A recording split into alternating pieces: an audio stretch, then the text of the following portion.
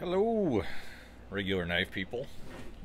Welcome back to another regular guys knife channel show.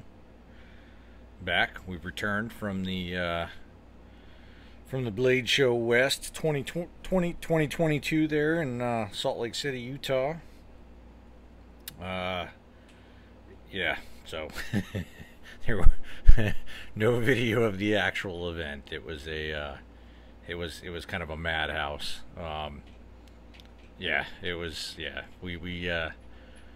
me and the regular boy child, we went ahead and we got the VIP tickets, so we got to go in about a half hour early, and then so we had a half hour to run, hit up the tables we wanted to see before they released the horde and the rest of the show got in, and then it was just wall to wall people. For the most part, it would have consisted primarily of video footage of the backs of people's heads. It was something else. So we went. It was absolutely amazing. My two goals were I had a particular knife from or a particular maker that I wanted to purchase a knife from. And then I also wanted to get a hold of the new 2022 Spyderco catalogs, and so that was it. That was my mission when I got in the door. Got a catalog, got a knife, and yeah, it was a great time. SLC, absolutely beautiful city. The area that they had the convention center in was gorgeous. It wasn't like the back in the old Long Beach days where you had to park, a couple miles away and then do a quick, half run, half walk, so you didn't get mugged on the way to the show. Moving it to SLC and moving it to the venue they did was absolutely brilliant. It was a great time. It was a fantastic time. I got to talk to a lot of cool people, a lot of knife nerds, got to meet and talk with quite a few makers. And yeah, it was a great time. I'm sure, Blade HQ, they were there in force, so I'm sure they'll have some video footage up, but it was a crazy madhouse. And it was a great time. So, not sure if I had said it before in my last video, but I guess my main knife goal, right, is I had a short list of knives that I was looking for. I was looking for a Demco, an 80-20. Prices were just fucking stupid. What people were asking for their Dems was just way beyond beyond reality for that knife, But on the flip side of that, everything else I saw, man, was absolutely fantastic prices. Really nothing. Everything was actually going for a pretty good deal. There was a table with a bunch of Curtis's on it, retail price. I saw a couple of Hinderers there, even though Hinderer didn't attend the show, retail price. And if you waited patiently and you were polite, you'd eventually get up to the table and you could take a look. I didn't get by the Microtech table because it was just stupid packed the entire time we were there, and they really didn't have anything that I was interested in. I was in the market for an earlier Halo, say in a Halo 2, Halo 3-ish, the one on the smaller size Halos. None available. Found a couple Halo 5s, but they're just too big of a knife. Not really interested in them. And then the table I wanted to go see, first out of the gate was this gentleman's table. Mr. Douglas Esposito of Attention to Detail, Mercantile. Easy to pick out. They had it's pretty loud Hawaiian shirts going on.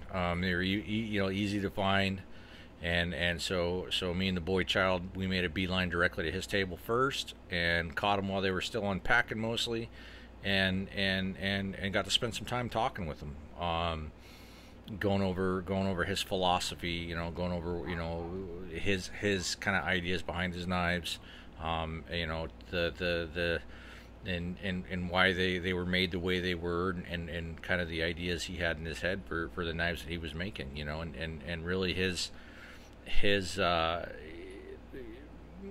philosophy was to make a overbuilt gentleman's knife, and I get it, and that's nice, because I'm kind of tactical to fuck out, I'm just, yeah. I don't, if by tactical they mean ripping open 10,000 MREs, and then I got it. Other than that, I don't get the whole, yeah. Anyways, so I got to handle a bunch of his knives. I got to see him firsthand. Got to talk a lot of knife with him. Go over all the salient features of his knives, and then ultimately I ended up purchasing one.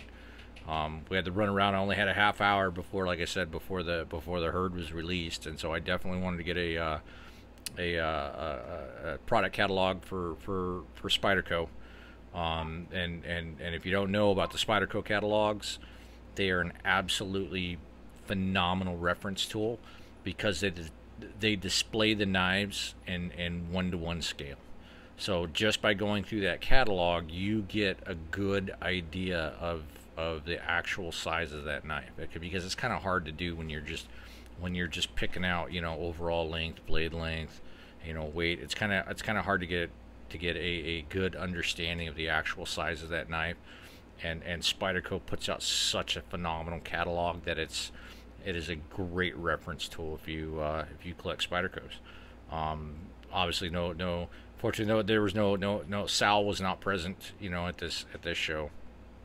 But the girls that we talked to, they had Spyderco and Spyderco down, absolutely down pat. So not missing, they were able to answer any question we had. They were very, very knowledgeable about their products, and it was very refreshing, to go to their table. And just overall, this show just had kind of a much friendlier feeling to it. A lot of makers went out of their way to talk with us and spend time talking with us. It was just, a couple of times that I did try to take video, the background hum, the background noise was just overpowered. You really could not hear anything. So, I just stopped trying to get any film of it, and just enjoyed it, with my son.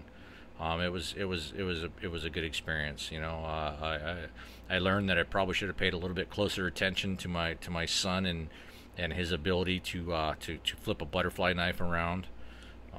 He was testing out quite a few different Bali songs when we were there, and he was impressing the shit out of everybody at the tables we went to. They even one of the much larger manufacturers that was absolutely swamped with little teenage kids flipping knives, right? They actually cleared the table for them so they could walk them down and have them flip every single model they had, and it was a pretty cool experience. So we went around, we dashed around, we saw what we could saw in our first half hour, and then I ran back, minutes before the doors swang open, and I picked this guy up. And so we were not.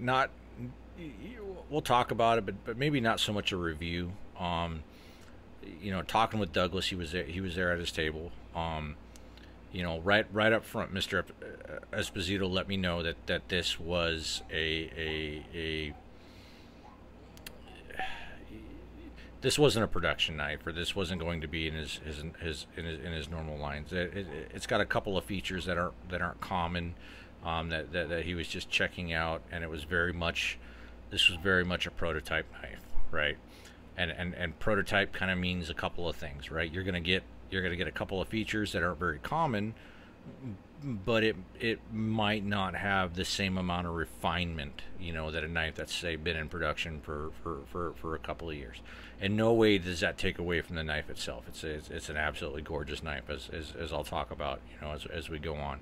But you kind of got to take you kind of got to keep that in the back of your head, when you're looking at a prototype. So this knife is 95% absolutely fantastic, and then we'll talk about that little 5% there at the end. And that again, that in no way detracts from A2D. I mean, he said that this was a prototype. He pointed out the prototype features on this knife.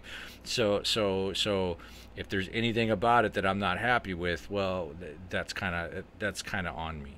I did get a very nice, very well functioning knife. So we'll talk about a couple, the one point that I'm not really necessarily over the moon with, but it again, and even that's not that big of a deal. So in the end, I did, after handling Mark 1s, Mark 2s, Mark 3s, I went with this guy. This is what he calls a medium Mark 1. It has what he's calling his high and tight grind on a drop point. That high and tight, basically, it's just it's a hollow grind. It's just kind of a shallow hollow grind, and it's taken up almost all the way up to the top of the spine. I like it. Very nice. It is a very, it's a more EDC-able knife. This one is what he's calling his slim pattern. Talking with Mr. Esposito, he he's very similar to Medford in that he keeps his scales and his blade stock thickness, the same size. Generally, his knives are around the 0.1/60th of an inch thickness for the scales and the blade stock. This guy is a little bit thinner. Here at home, micing it with my mic, I got the blade stock in at about 0.138, and I got the scale thickness in at about 0.147. So a bit thinner than what he normally puts on a knife, and so he was calling this kind of a slim model. The other feature on this knife that makes it that's not standard right now on his knives is it does have a lock bar insert. He did state that he was trying out a couple of knives with the lock bar insert and to kind of see how it goes. I guess I don't really know where to come down on that, because I've got knives that have absolutely fantastic lock bar inserts, and then I've got knives that aren't so great. I've got knives that just have the carburized titanium for the lock face that are absolutely fantastic, and then I got ones that are just sticky as all hell, and I really question their carburizing process. This knife does have a hardened steel lock face insert, and it works really good. There's not a bit of lock stick on this guy. Absolutely brilliant knife. I mean, it's kind of similar. I'll give you the specs real quick. What I got blade length, I got it in at 3.1 inches. Close length, I got at 4.3 inches with an overall length of 7.4 inches. And on my little dime bag gram scale there, I got it in at about 4.46-ish, ounces. So not a monster by any means, an easily EDC-able size and weight. I kind of think of it in my head as something similar to like a Medford Slim Midi. It's both smaller and thinner than the standard, but it's very similar in overall size and weight to that Slim Midi Marauder. Except for the action's a lot better than the Slim Midi. Just a gorgeous knife. It has that laser etched tiger stripe, Rhodesian tiger stripe camouflage. The blade is an S30V. He did have some other blade styles. He had a Tonto there and Magna Cut. And it was just a thumbhole knife. It was not a flipper. I went with the flipper. I also went with the with the Mark 1 pattern. I'm really starting to come to like those thumb depression knives, where you can really pinch. talking with Dennis, you know, he or Douglas, excuse me. You know, he prefers the you know, he prefers a really overbuilt bushing knife. And it's horses for courses. You know, for a knife of this weight and style and or weight and size and style, I do prefer bearings.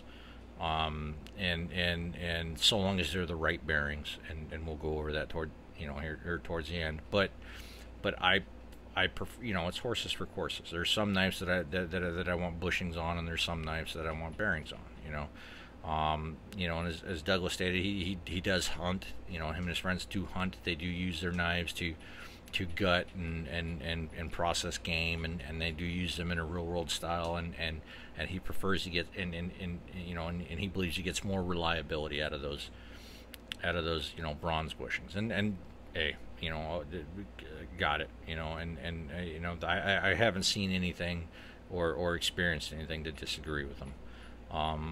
You know, for me, the vast majority of my, you know, EDCing is the occasional trout, you know, maybe cleaning and slicing open Amazon packages. So you know, I like bearings if they're of the correct style bearing. And you guys know, I've stated in the past, I prefer a skiff bearing. Those open cage, pressed cage bearings tend to get gunked up, and they tend to stop working, you know, quickly over time. I live in a very dry desert environment, and that we have a very fine dust here that gets into everything, and it'll seize up and lock up a bearing, you know, quicker than you can say knife, right? So I definitely feel him there on those bushings, but I have also, you know, experienced, you know, like say skiff bearings, which have that nice thick solid bronze race, that they don't care. Those bearings don't give a shit, you know, how you treat them. In fact, I swapped out his standard bearings, or the bearings that were on this knife. You can't really say they're standard because this is a prototype. You know, who the hell knows what the standard bearing is, you know, based on this. But I swapped those out for 4 skiffs, and that particular set of skiffs came off of a Chavez Ultramar Liberation Street, and I have used and abused that knife just specifically to test those bearings out. You know, I clean trout with them. I rinse it off in the stream. I put it back in my pocket. I don't re-oil them. When I went to take them out of that Chavez to transplant them in here, they were a nasty mess, and so I had to run them through the ultrasonic, you know, a couple of times to get them, you know, kind of clean, you know, again, because I wanted to give this knife, you know, it's all its chances, you know, because as received, you know, and I'll be brutally honest here, as received, the blade centering wasn't all that great. The pivot was extremely tight, and even with a tight pivot, I was getting some blade wiggle. I got it right, you know. Some people say you should just go running back to the table, you know, go get your money back. But I knew without being able to take the knife apart, because this smart guy didn't bring any drivers or bits with me, and oddly enough, there were no drivers and bits for sale that I could find at the knife show. I knew what the reason was, right, and I knew what the problems were, you know, right away, and so I was fine with that. You know, the only thing that I was gambling on, the only thing I was rolling the dice on was that they used a standard bearing size, or had a standard pivot size that I could and that I would be able to, so that I'd be able to rectify, you know, the issue that I was having, and I'll go over that here at the very end. We'll talk about bearings a bit more. But yeah, we got it rectified. You know, I was really impressed by the fact that he knew the first name, you know, of the guy that was supplying his hardware, and it is absolutely top of the line, gorgeous hardware. It is all the screws, to include the pocket clip, are T8, the lock bar insert T8.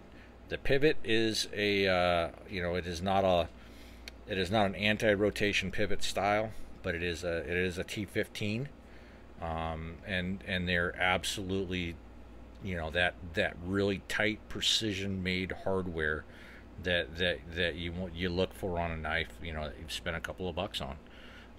So definitely impressed by the hardware, and just impressed by the overall manufacturing and design of this knife.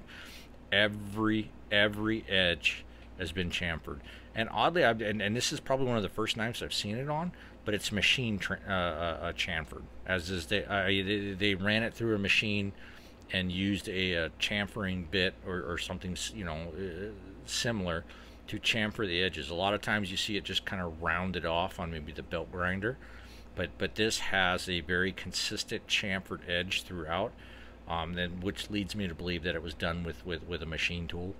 And it's cool. It gives a consistency to it. Even the dreaded lock bar cutout, right, has got a slight chamfer to it, so it's not it's not razor sharp. And not what you get on a Medford by any stretch. That absolute razor sharp, skin shaven edge that you see on Medfords, not present here at all. There is a nice slight chamfer to it, and it doesn't grab at all. It's a very comfortable carrying knife. Unique pocket clips he makes himself. Yeah, it's folded. It's bent titanium. Whatever. Hinders has been doing it for years. A lot of manufacturers have been doing it for years. I don't have a problem with it. Not a whole bunch of knife exposed above the pocket, about yay much. But as I've stated before, I kind of prefer that to a deep carry. It makes it easier to retrieve my knife. I don't give a shit. People see the top of my knife poking out of my pocket. I'm fortunate enough to live in a free state where you're not automatically assumed to be a criminal if you're carrying a pocket knife. So I don't care that there's a little bit of knife exposed. It just makes it easier to fish it out of my pocket.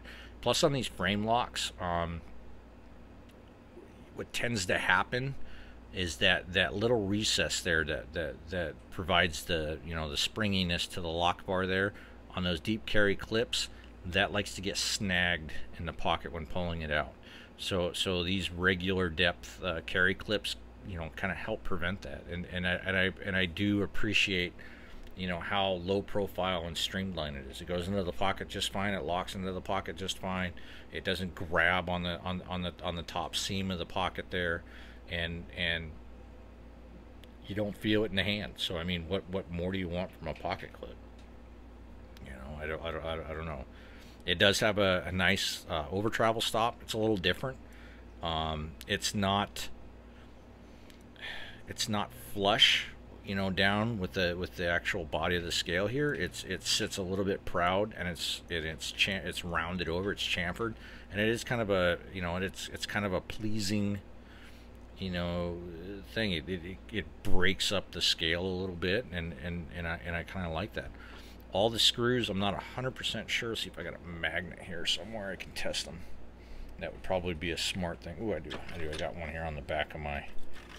I'm not 100% sure if these are a nitrated steel or if these are a titanium screw, but we can. Nope. Well, that's the pivot. What about the pivot screw?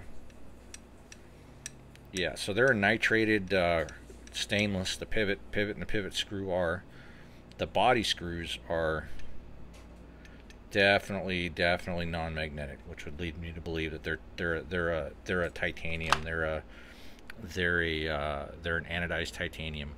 I know that Mr. Esposito's shop is kind of this is kind of a part-time venture, in conjunction with, I believe he has a jujitsu dojo, and this is kind of a part-time venture in with that. But I know he does his own lasering, and he does his own anodizing. The only finish that he farms out is the vapor deposit, coating, and that's normal. There's like 3 companies in the U.S. that actually do that. So the fact that he farms that out is not upsetting in the slightest. The knife did come with this patch we see here, which is one of those nice vinyl or silicone molded patches. I love those. You get a nice certificate of authenticity signed by the makers. Gives you a good rundown. We see here it's a Mark 1 medium, drop point, tiger stripe, S30V, high and tight grind. Body is a laser Rhodesian tiger stripe, and then they're signed. You get that, as well as you get a nice, knife rug, to store your knife in, but obviously that's just going to be slipped into a Ziploc baggie and shoved into the great tote knife box container, because this guy will go into my knife chest, but yeah, we won't talk about price because knife show prices aren't those aren't knife, those aren't the retail prices to expect. Had I been with a little bit quicker on the draw with my credit card, I would have picked up a MaxMet, pair of 2 for $80. The Spyderco booth had I believe 5 or 6 PM2s and pair of 3s going for $80, but I wasn't, and they were gone before I could get that card out of my back pocket. Such is life. But I did. I did get a attention to detail knife, and that was my goal, main goal of this blade show trip. I either wanted to handle the knives in person and go, nope, that's not the knife for me, or I wanted one for my collection. I'm an overbuilt guy, and these are definitely a overbuilt, hard use knife. And yeah, so hand sharpen. Mr. Esposito did state he sharpens his knives. Yeah, I mean, sharp as all get out. My one big regret was that Blade HQ had a sharpest knife competition going on, and I didn't enter it because I believe this. I feel like this knife would have been near the top. I mean, it is definitely hair popping sharp. Just a fantastic knife. I mean, I don't really know what more to say without going, deep diving on a review, because it's it is not fair to base, the entire knife line on this specific knife, because this isn't a standard for him in his standard line of production knives. But it is a great knife, and I am over the moon that I got one. It's prototypes can be such a mixed bag, and you're really rolling the dice on that. You're either getting a knife that's full of all kinds of weird quirks and flaws and problems that are going to be worked out over time in the standard production line, or you roll a Yahtzee, man, and you end up with being one of the first couple of people to actually have a knife that explodes, and I kind of feel like this knife is in the latter group. I really hope that the slim model becomes a standard for him, and I really hope that he sticks with that lock bar insert. I really love the execution of it. It gives a very strong and stable substrate to mount that detent ball into. It gives a generally speaking, you end up with no lock stick with that hardened lock face insert. And the thing that I like is, if down the road that I have lock problems, it's not a frame problem or it's not a blade problem. In order to rectify it, it's a lock insert problem. Something that can easily be replaced or fixed. So I like the peace of mind, of that insert for down the road, you know, usage. And again, it's not the full size, full weight, full thickness, you know, overbuilt, you know, knife of a standard line. It's a bit slimmer, it's a bit lighter, and it's a bit more pocket friendly. Because like, as you guys know, as I've stated, I try to always carry my knives. But I've got some honking overbuilts, you know, that the only time they see actual carriage, you know, is on the way to the bar, right, to impress the fellas, right? But this knife will see actual, you know, EDC carry. It is the perfect weight. It is under 5 ounces, but it's above 4, which is my sweet spot. It's not a 3-inch blade. It's a slightly bigger than 3-inch blade. There's no finger choil. I know I'm not a finger choil guy. I know a lot of people out there are. I think it's just a waste of good cutting real estate. But with that thumb pad that allows you to get that pinch right there behind the back of the blade there, you know, there's no need for a finger choil. I have all the control in the world, you know, and the way that this knife balances out, it is handle heavy. You know, it's not like a hinderer where it's blade heavy unless you choke up on the choil, and then it becomes, you know, handle heavy, you know, or you know, handle biased, you know, lightening up. This thing starts out, it starts out biased towards, you know, the weight biased towards the back of the scales here, and so it just has a much lighter feel in my hand, and I don't feel the need for a finger choil. It's under 3.5 inches. It's 3.1. There's no need to take up, you know, a quarter of my cutting real estate, you know, to give me a place to put my finger. I don't need that. It weighs, you know, it's balanced right, and you know, you can tell it's made by an individual. You know, this wasn't a design by a committee where they kept coming out with various iterations until they got it right. This was a dude behind a grinder, you know, making little adjustments until that knife just felt right in his hand.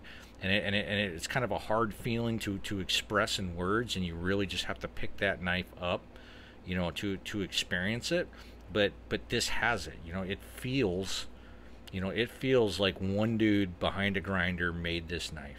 You know, and he worked at it until he got it right, and I really appreciate that, and so absolutely over the moon, absolutely, you know, no pains of buyer's remorse that I picked it up.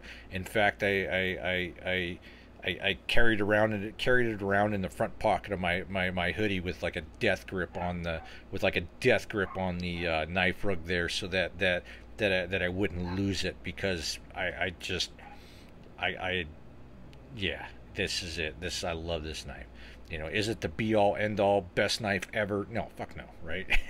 I have an addiction, right? I got a big hairy monkey hanging on my back, and this is the best knives until I get another one, right? That's just kind of that's how this game works, right? We know that, right?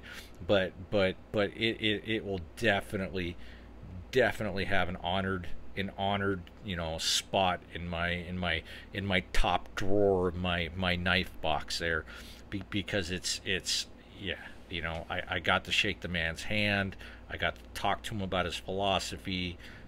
The quality of the manufacture of that knife meets my, you know, it meets or exceeds my expectations. So you know, I don't, you know, how to do a knife review without actually reviewing the knife, right? This will not be my last, you know, attention to detail mercantile knife. That's for damn sure. You know, from this point on, I'll probably pick up some more I'll probably pick up a more stouter, one of his bigger overbuilts. I still would really like one of the large Mark II varieties. And that'll probably be in the future. But yeah, as my, you know, introduction to my example of an A2D knife, you know, this I couldn't have chosen a better knife. I love this knife. So yeah, there's that. All right, and so now to the 5%, the part of the knife that I don't like, right? The part that got me, right? And again, I knew what the issue was with this knife when I picked it up, right? And I knew it was these two little bastards, right? Goddamn plastic raced fucking bearings, right? And just by the play of the light on there, I'm sure you can see the dish to them. You can see the distortion to the races. Let's see if I've got some skiffs here, but these are those aren't a good example of skiffs. These are for the these are for an 80 20.5, and they're a very unique bearing shape. But essentially, a skiff bearing is a solid, silicone bronze carrier. It's not a stamped carrier like you see on 99.9% of all knives. It is a solid bronze carrier. So my way of thinking is on the inner and the outer bearing surfaces of that bearing, they act just like a bronze bushing, and then of course you have the ceramic balls, that the actual pivoting, upon happens on, right? But they're a solid bearing, and with these plastic guys, whether they're nylon, I think these are probably a settle. These are probably a Delrin plastic race. Either way, it doesn't matter. All plastics, regardless of what the manufacturer tells you, all plastics will swell, with petroleum products or oil, or even synthetic oils, or even water will cause, nylon and its derivatives to swell, and that changes the dimensions of the bearing. I mean, nominally, the outside diameter of these is supposed to be smaller than the bearings, the skiffs that I put in there. But upon taking this knife apart, one of them was actually swelled to the point to where it was locked into the milling, the pocket, the bearing pocket, and then the other one was clamped down tight on the pivot itself. It wouldn't even rotate around the pivot. Not to mention that there were some small shavings of the cage itself that were actually introduced into that pivot and in that area, and it had caused one of the bearings and to not rotate at all. And that's kind of, it's kind of one of those things, and I don't fault the company. I don't fault Douglas for that. I don't fault, plastic raced bearings are used in a lot of damn knives. I mean, that was the bread and butter for years and years of zero tolerance. I just think that it's horses for courses, right? It's the right place for everything. And in a knife that requires a bit of pivot tension, plastic raced bearings are not the way to go. I would love to see a knife company OEM skiff bearings. They're not that expensive, given what the actual material costs of a knife are. I mean, realistically, we're looking at probably $50 at most, right, worth of materials right here in this knife, right? The rest of what we're paying for is the manufacturing process, right? How much would switching over to skiffs change the actual price of the knife? I don't know, but you are getting a bearing that will perform, at the minimum, will have the performance of a bearing with the reliability, of a bronze washer, right, of a bronze bushing. I would love to see companies start using skiffs. Spyderco has had a couple of knives that had a very skiff-like bearing in them, and that's great. Awesome. And I say skiff because that is the one retail, outlet where we can go and purchase these bearings. I'm sure they're available in large mass quantities from other manufacturers, because I highly doubt skiff manufactures the bearings themselves. Fortunately, this guy uses a very, very common size bearing. Probably one of the most popular bearings sold on skiff. It uses it's got a 3/16 pivot, and it uses the 1/16 ball, 11 ball caged bearings, and so it's it was no stretch to get these replaced. I did swap, like I said, I swapped in my torture testing skiffs into this guy, but I did order another, you know, virgin set that I'll put in here when they come in. But even with the guys with the bearings that I have used and abused, I mean, it has an absolutely,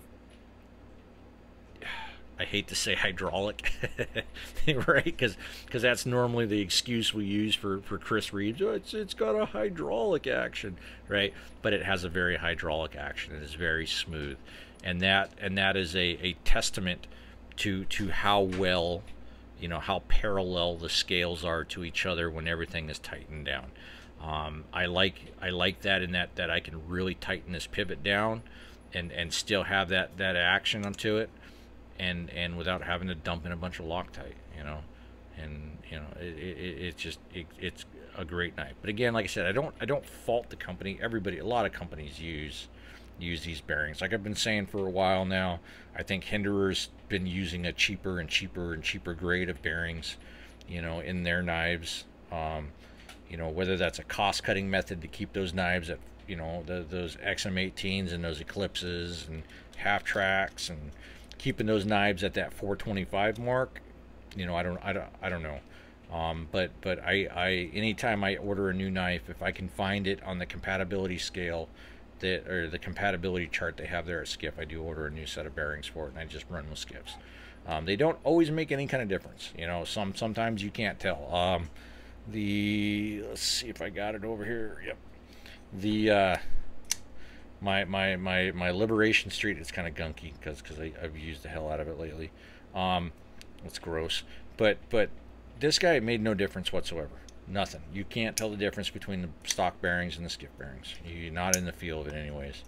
I haven't run this guy as hard with the stock bearings, so I'll have to get back to you on whether or not they get all gummed up and fail on me. But just you know, feel the action. There's no difference, you know, and whatnot. And since I brought this out, because, you know, the reason that I own one Chavez and not a couple of them, is the detent, right? And it's how they do the detent. Not everybody gets the timing of that detent perfect. You know, I want that detent to catch, you know, right when the flipper tab hits my thumb, right? And I don't know if Mr. Esposito measured my thumb, but I mean, that detent hits perfect every single time, right? There's no ramp. It's got a fairly large detent ball. It was just set up perfectly, so there's no double clutching on this knife whatsoever. It's still breaking in. You can still feel it breaking in. This knife does have a fairly heavy finish on it. The insides of the scales are blasted and anodized, and so it'll take a little bit of breaking before that really smooths out, you know, and you get that real fluid action to it. But you can feel, but I can feel it coming, right? Every time I flip it, it feels like the action just keeps getting better and better and better, and so, you know, here, you know, 300 or 400 more flips, you know, and the action of this knife will be absolutely spot on. So yeah. So I know there's not a huge amount of reviews out there for, you know, for the A2D knives. You know, there are, you know, a few negative reviews. I don't know, you know, I didn't ask, you know, Mr. Esposito about that. You know, I didn't go into that with him. I don't know the situation. But barring that one bad review where it's one knife reviewed by 3 people, the individuals reviewing their knives have all been positive, and I can say from on my end, Douglas was a super nice guy. Super nice guy, very enthusiastic about his products, very willing to talk to us, you know, very willing to go out of his way. I had actually, the night that I thought I was pretty sure I was going to buy, he had actually held that for me until I came back. Even though there was another guy there already looking at it, because I was there first, he was still going to give me first crack at it.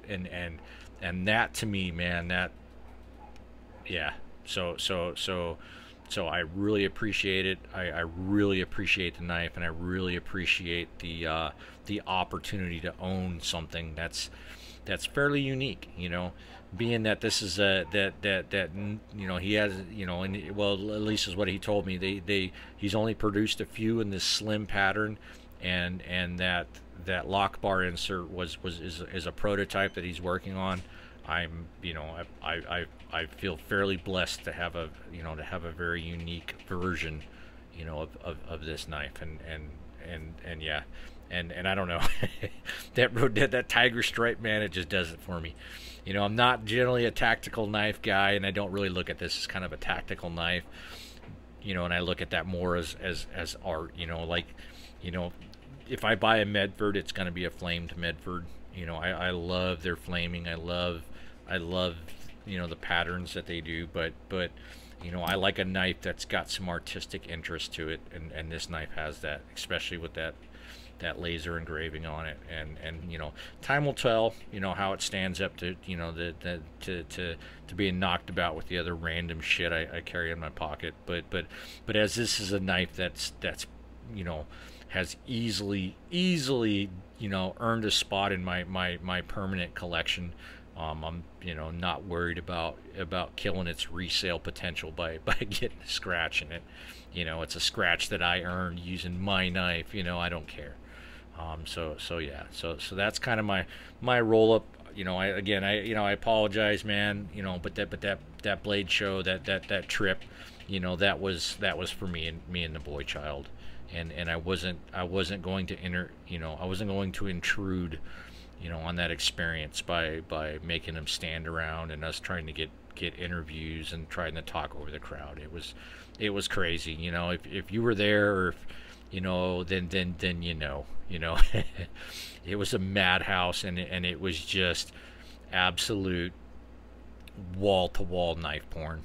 I just could not bring myself to miss a second of it, to stop and take some video or whatnot. And I'm sorry, you guys kind of miss out on that, but it'll be there next year, and get the goddamn VIP tickets. Get the VIP tickets. I think the cost difference between a regular general admission and the VIP tickets was like a fucking Starbucks cup of coffee, dude. And you get in there.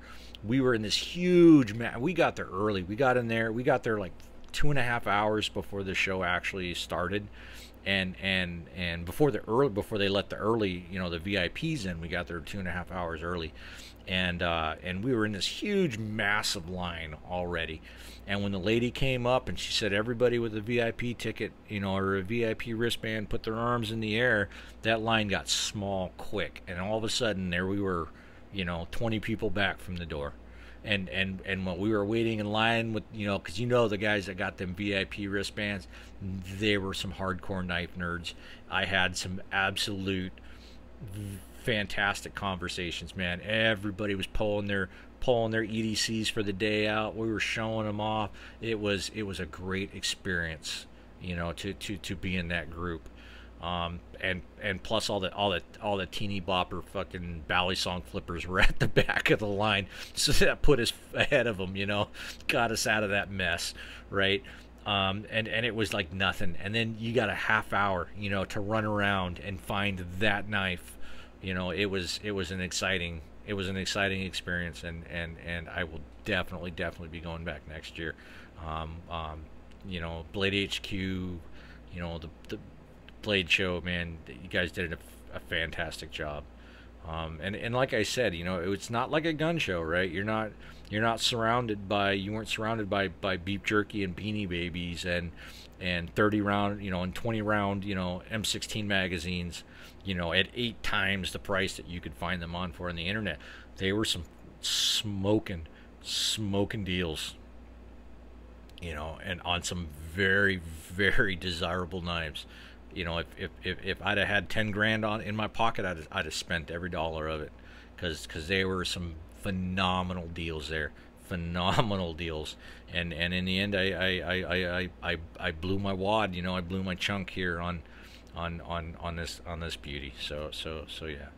But yeah, I appreciate you guys coming along with me tonight. I'll have that Rat 2 video out here in the next couple of days. Like I said, I'm halfway through my week's worth of vacation. I took some vacation time with a specific intent to get the goddamn Rat videos done. So I have a very special person I want to give that knife away to when it's complete, and I want to get it done so he can get it in his pocket.